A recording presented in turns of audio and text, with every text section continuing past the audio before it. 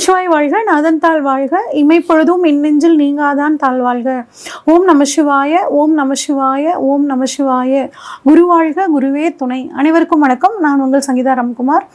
27 நட்சத்திரங்கள் இருக்குங்க. 27 நட்சத்திரங்கள் தான் பார்த்திங்கன்னா இங்கே இருக்கக்கூடிய நட்சத்திரங்கள். நம்மளோட பஞ்சாங்கங்கள் நம்ம வாழ்க்கையில் ரொம்ப அதிகமான தாக்கத்தை ஏற்படுத்துதுங்க. அதில் நம்ம பிறந்த திதி, கரணம், யோகம், அதில் பார்த்திங்கன்னா நட்சத்திரமும் வருதுங்க. அப்போ நட்சத்திரத்தோட தாக்கம் நம்ம உடம்புல அதிக விதமான நல்லதுகளையும் பாதிப்புகளையும் தரக்கூடிய ஒரு அம்சத்தில் இருக்குது. ஒவ்வொருத்தருக்கும் ஜென்ம நட்சத்திரம்னு ஒரு நட்சத்திரம் இருக்குங்க. அந்த நட்சத்திரம் தான் என்ன அப்படின்னா நம்ம பிறந்த நட்சத்திரம். இந்த பிறந்த நட்சத்திரத்தோட அடிப்படையில் தான் நம்மளோட வாழ்க்கை முறைகள் அப்படிங்கிறது இருக்க போகுதுங்க. அப்போ இப்போ நம்ம 27 நட்சத்திரத்தையும் வரிசையாக ஒவ்வொரு நட்சத்திரமாக அதற்கான பலன்கள் என்ன, அதுக்கான ரெமிடிஸ் என்ன அப்படிங்கிறதையும் நம்ம வரிசையாக பார்ப்போம். கிருத்திகை நட்சத்திரத்தை பற்றி பார்க்கலாங்க. கிருத்திகை நட்சத்திரம் அப்படின்னா இது 4 பாதங்களை கொண்ட நட்சத்திரம். கிருத்திகையோட முதல் பாதம் மேசராசிலையும், கிருத்திகை நட்சத்திரத்தோட 2, 3, 4 பாதங்கள் ரிஷப ராசியிலையும் இருக்குங்க. இது ஒரு உடைப்பட்ட நட்சத்திரம்னு சொல்லுவாங்க. உடைப்பட்ட நட்சத்திரம்ங்கிறது அந்த நட்சத்திரம் பார்த்திங்கன்னா 2 ராசிலையுமே இருக்கும். அதனால இந்த கிருத்திகை நட்சத்திரக்காரங்களுக்கிட்ட ஒரு பொதுவான குணத்தில் ஒரு சின்ன சின்ன சேஞ்சஸ் இருக்கும். ஏன் அப்படின்னா இந்த மேசராசியில் வரக்கூடிய அந்த கிருத்திகை நட்சத்திரத்தோட முதல் பாதக்காரங்களுக்கு சூரியனோட குணமும் ப்ளஸ் செவ்வாயோட குணமும் இருக்கும். அடுத்து கிருத்திகை 2, 3, 4 பாதங்களை கொண்டவங்களுக்கு பார்த்தீங்கன்னா சூரியனோட காம்பினேஷன் ப்ளஸ் சுக்கிரன், அதாவது ரிஷபராசிக்கு அதிபதியான சுக்கிரனோட காம்பினேஷனும் சேர்ந்து இவங்களுக்கு இருக்குங்க. இந்த மாதிரியான ஒரு அமைப்பு இந்த கிருத்திகை நட்சத்திரத்துக்கு இருக்குங்க. கிருத்திகை நட்சத்திரத்தை பொறுத்த வரைக்குங்க இவங்க நல்லது எது கெட்டது எதுன்னு கலந்து ஆலோசித்து முடிவு பண்ணி எந்த ஒரு விஷயத்தையும் செய்வாங்கங்க. எந்த நல்ல நீதிமானாக இருப்பாங்க. ஏன்னா நட்சத்திராதிபதி சூரியனுங்க. சூரியன் எப்படி தன்னோட வெப்பத்தை பாரபட்சம் இல்லாமல் எல்லாத்துக்கும் ஒரே மாதிரி கொடுக்குதோ அதே மாதிரி இவங்க ஒரு அற்புதமான ஒரு நீதிமானாக இருப்பாங்கங்க. எப்பயும் ஒரு சிரிச்ச முகம் இருக்கும். பார்த்தாவே ஒரு ஸ்மைலிங் பியூட்டி அப்படின்னு சொல்லுவாங்க இல்லைங்க. அதில் கிருத்திகை நட்சத்திரக்காரங்க குறிப்பாக ரிஷபத்தில் வரக்கூடிய கிருத்திகை நட்சத்திரக்காரங்களுக்கு கொஞ்சம் அதிகமான இந்த தன்மை இருக்குங்க. எதையும் வெளிப்படையாக பேசுவாங்க. மனசில் பெருசாக எதையும் வச்சுக்க மாட்டாங்க. மனசில் எது படுதோ அதை டப்பு டப்பு டப்புன்னு பேசிட்டு போய்கிட்டே இருப்பாங்க. அது என்ன வந்தாலும் நடந்தாலும் சரிங்க பார்த்துக்கலாம் அப்படின்ட்டு போவாங்க. எப்பயுமே சாப்பாடு பார்த்திங்கன்னா இவங்களுக்கு சூடாக இருக்கணும். ஒரு காஃபி குடித்தா கூட சூடாக குடிக்கணும்னு நினைப்பாங்க. இந்த குணங்கள் எனக்குலாம் இல்லையேன்னு ஒரு சிலர் கமெண்ட்டில் சொல்வீங்க. ஆனால் உங்களை பொறுத்த வரைக்கும் சூரியன் உங்கள் ஜாதகத்தில் வலுவாக இருந்தாருன்னா கட்டாயம் நீங்கள் உணவுப் பொருட்களை சூடாக தான் சாப்பிடுவீங்க அப்படிங்கிறது ஒரு ஆணித்தரமான உண்மை. இந்த கிருத்திகை நட்சத்திரத்தை பொறுத்த வரைக்கும் பார்த்தீங்கன்னா அப்பா அம்மா மேலே அதிகமாக ஒரு பாசம் இவங்களுக்கு இருக்குங்க. அதே உத்தியோகத்தில் அடுத்தவங்களை இவங்க கட்டுப்படுத்த மாட்டாங்க. அவங்களுக்கு தேவையான உதவிகளை செஞ்சு கொடுப்பாங்கங்க. ஆனால் இவங்களை யாராவது கட்டுப்படுத்தணும்னு நினச்சிட்டாங்கன்னா அவங்கள திருப்பி அடக்கி ஆளக்கூடிய தன்மை இவங்களுக்கு இருக்குங்க.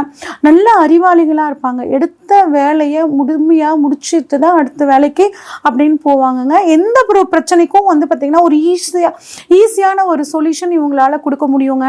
இவங்களை பொறுத்த வரைக்கும் டிஎன்ஏ அஸ்ட்ராலஜி படி கிருத்திகை நட்சத்திரம் செவ்வாயோட கர்மபதிவு கொண்ட நட்சத்திரம்னு சொல்லுவாங்க. அப்படிங்கும்போது என்ன ஆகும்னா இவங்களுக்கு ஒரு இட தோஷம் இருக்குங்க. பூர்வீகத்தை விட்டு வெளியே வந்தவங்களா இருப்பாங்க. நான் பார்த்த வரைக்கும் கிருத்திகை நட்சத்திரக்காரங்க அவங்களோட சொந்த ஊரை விட்டு வெளியூர், வெளி மாநிலம், வெளிநாடு அப்படின்னு தான் வந்திருக்காங்க. பூர்வீக சொத்துல ஏதாவது ஒரு இஷ்யூஸ் இவங்களுக்கு தீர்க்க முடியாமல் இருந்துக்கிட்டே இருக்கும். ஒரு சிலரோட பூர்வீகமே அழிஞ்சிருவாங்க. இல்லை கொஞ்சமாவது பூர்வீக சொத்தை வித்திருப்பாங்க. ஒரு சிலருக்கு பாருங்க ரத்தம் சம்பந்தப்பட்ட பிரச்சனைகள் வரதுக்கான வாய்ப்புகள் இருக்குங்க. சகோதரர்கள்கிட்ட இவங்க அளவு கடந்த பாசம் காட்டுவாங்க. ஆனால் அந்த பாசம் பார்த்தீங்கன்னா திரும்ப இவங்களுக்கு கிடைக்குமானா அது கொஞ்சம் சந்தேகம் தாங்க. நிறைய பயணங்கள் போகணும்னு நினைப்பாங்க. அது அவங்களுக்கு ரொம்ப இன்ட்ரெஸ்டாக இருக்கும்.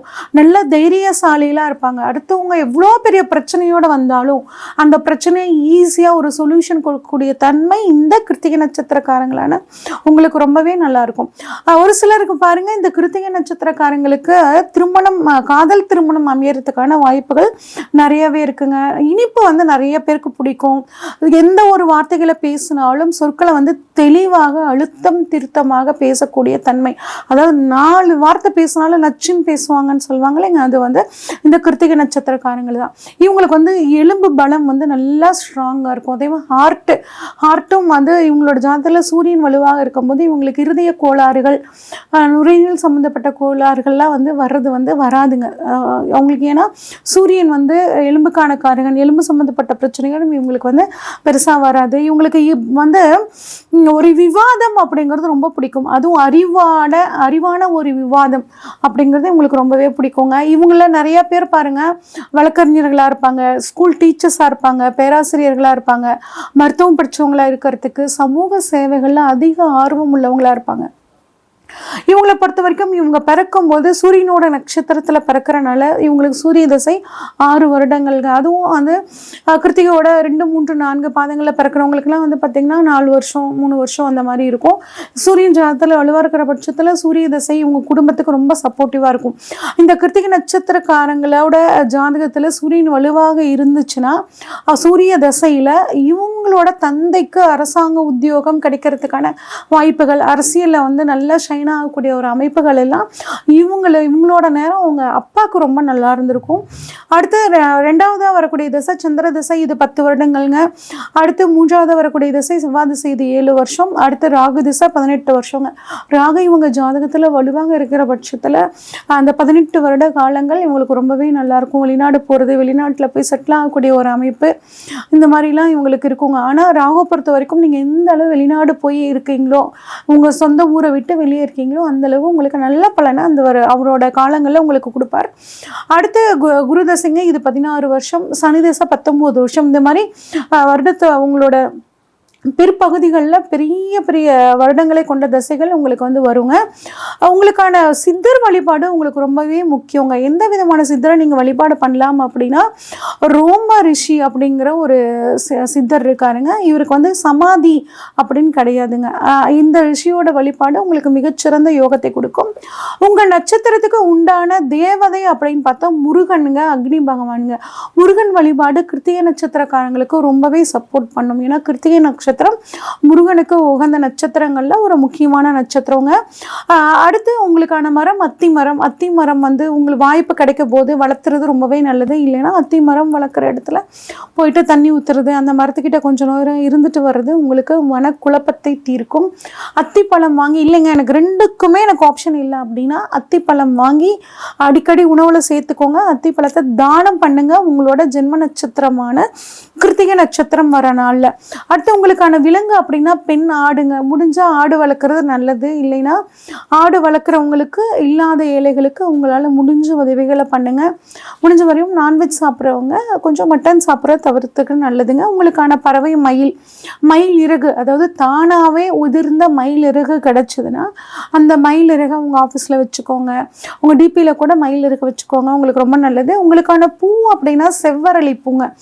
வாய்ப்புகள் வசதிகள் இருந்துச்சுன்னா இப்போ வந்து தொட்டிலேயே கூட செடி அழகாக வளர்த்தலாம். செவ்வரளி செடி வாங்கி இல்லை செந்தாமரை பூ வச்சு வளர்த்துறது, இதெல்லாம் உங்களுக்கு ரொம்பவே நல்லது. குறிப்பாக கோயில்களுக்கு போகும்போது உங்கள் வீட்டில் வளர்ந்த அந்த செவ்வரளி பூவை வந்து கட்டிட்டு போய் குறிப்பாக முருகனுக்கு செவ்வாய்க்கிழமைகளில் நீங்கள் சாற்றி வழிபாடு பண்ணும்போது முழுமையாக உங்களுக்கு முருகனோட அருள் கிடைக்கும். உங்களுக்கான உணவுப் பொருள் அப்படின்னா நம்ம வடை சொல்வோம் இல்லைங்க, வடை தானம் பண்ணுறது, வற்றல் குழம்பு வகைகளை வந்து தானம் பண்ணுறதும் உங்களுக்கு மிகச்சிறந்த ஒரு நல்ல விஷயங்களை கொடுக்குங்க. உங்களுக்கான பழம் அப்படின்னா பேரிச்சைங்க. பேரிச்சை உணவில் அடிக்கடி எடுத்துக்கோங்க. இல்லாதவங்களுக்கு பேரிச்சை பழம் தானம் பண்ணுறதும் நல்லதுங்க. உங்களுக்கான நட்சத்திர கோவில் அப்படின்னு பார்த்தோம்னா ஸ்ரீ காத்த சுந்தரேஸ்வரர் கோவில், இது வந்து மயிலாடுதுறையில் இருக்குங்க. இது வந்து உங்கள் நட்சத்திரத்துக்கான கோவில். இது வந்து அட்லீஸ்ட் வருடம் ஒரு முறை போங்க, இல்லைன்னா வாழ்நாளில் ஒரு தடவையாவது போயிட்டு வர்றது உங்களுக்கு ஒரு நல்ல விஷயத்தை வந்து கொடுக்குங்க. உங்களுக்கு அதிர்ஷ்டத்தை தரக்கூடிய கோவில்கள் அப்படின்னா திருச்செந்தூர் முருகன், காஞ்சிபுரத்தில் இருக்கக்கூடிய வரதராஜ பெருமாள், திருவான்மையூரில் இருக்கக்கூடிய மருந்தீஸ்வரர் கோயிலுங்க. இது வந்து உங்களுக்கு அதிர்ஷ்டத்தை தரக்கூடிய கோவில்கள். அதே மாதிரி மலைமேல் இருக்கக்கூடிய முருகனுக்கு உங்களால் முடிஞ்ச ஒரு வெட்டிவேர் மாலை, வெட்டிவேரலான மாலையை வந்து சாத்துறது ரொம்பவே நல்லதுங்க. உங்களுக்கான லக்கி கலர் அப்படின்னா ஒயிட் கலர். உங்களுக்கான லக்கி நம்பர்ஸ் 2ஆம் நம்பர், 6ஆம் நம்பர், 9ஆம் 5ஆம் நம்பர் இந்த நாட்களில் வந்து இந்த தேதிகளில் நீங்கள் நல்ல விஷயங்களை செய்யும்போது அது உங்களுக்கு சாதகமாக முடியும்.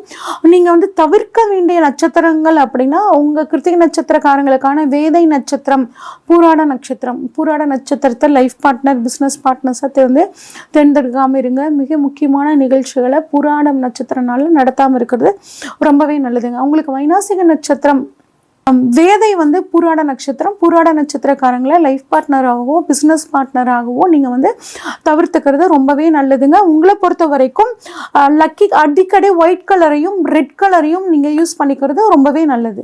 இது வரைக்கும் நம்ம இந்த நட்சத்திரத்துக்கான பலன் எப்படி இருக்குன்னு சொல்லி பார்த்தோங்க.